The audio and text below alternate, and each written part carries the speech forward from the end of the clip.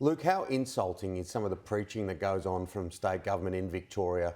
Look, I've seen, and we all have seen, and not for quite some time, obviously, because of circumstances, the manner in which Mm, Dan Andrews held his media conferences, and it was like a school teacher talking to kids.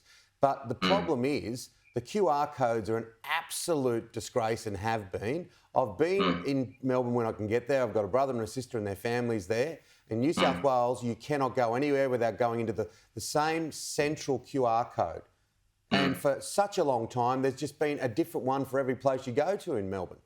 Oh, yes. I mean, but the government created the problem. Back in January, once New South Wales rolled out their centralised system, and a lot of us, business owners that I know, would travel to New South Wales, and you could see the efficiencies that it created, and you could see where the problems would arise in Victoria through having, I guess, just it was open slather. We all had our own systems that we were using, and you understand that, of course, if there's an outbreak, it would be very difficult for contact tracers to be able to align all of these different, QR code systems and extract data in, real time. And so, community leaders like Chris Lucas, for instance, Chris was beating his chest months ago, imploring the Victorian government to just listen to business owners, develop one system, and just make it easy for us all.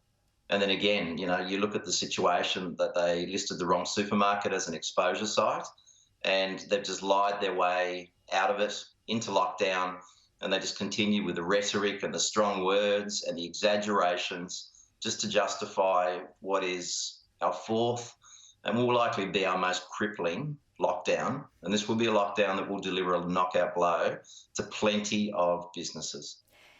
A huge impact financially. What has the impact been like in terms of mental health for yourself, your family, your staff members? Oh, it's been devastating. I say to the Victorian government that the mental health impact, caused by their decision making is enormous. The financial toll is crippling. Unless they are capable of change, to do things in a way that does not destroy the lives or livelihoods of millions of Victorians, they need to step aside and let someone else run this state. I've been to hell and back, and I'm probably one of the fortunate ones because I had savings that I'll survive this. But you keep going back to that well, and that well is running out of water. And Mm. where does the money come from? We can't all work in construction or manufacturing or work for the government.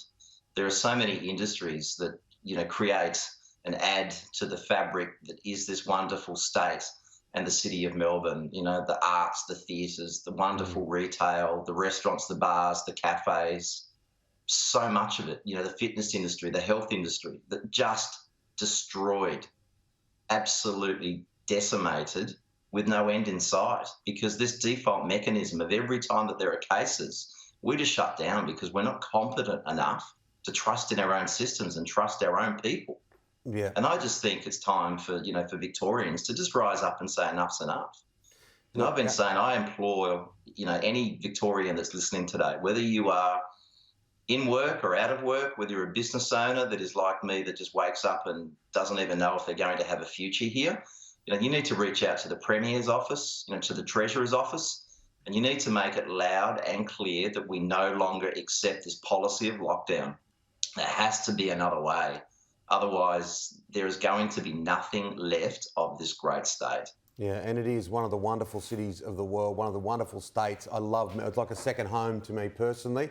Our heart, and we say that as a collective from everyone outside of Melbourne, goes to you, Luke, and everyone. I think it's so important that people in Melbourne realise that the rest of the country is with you with this. And thank you so much for coming on our program this morning. Look, thank you, because, I'm so appreciative of Sky, of making the time, I guess, to get, just your everyday person like me on, because I can't make a difference, but collectively, if we get together and we make enough noise, we can make a difference and we will force change. And we no longer accept these lockdowns as a measure. It has to change. So thank you. Thank you very much, Luke. Take care. Bye-bye.